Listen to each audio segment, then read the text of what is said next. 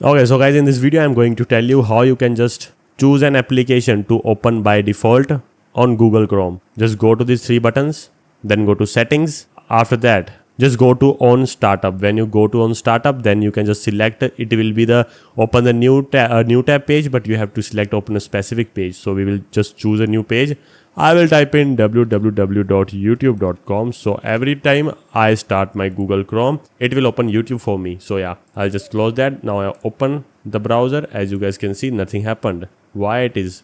I'll just go to settings again, then go to on startup, and I will add a new page again, www.youtube.com. Or what you can do is you can just basically copy it from the link by here. As you guys can see, now add, then we can just close it. And now if I open, now as you guys can see, it's opening youtube.com every time. So if I just close it, and now this is my home page, I'll just open it again, it will open YouTube again. So yeah, this is how you can just select a home page which will open by default when you open your Google Chrome. Yeah guys, this is how you can do that. I hope you guys liked the video.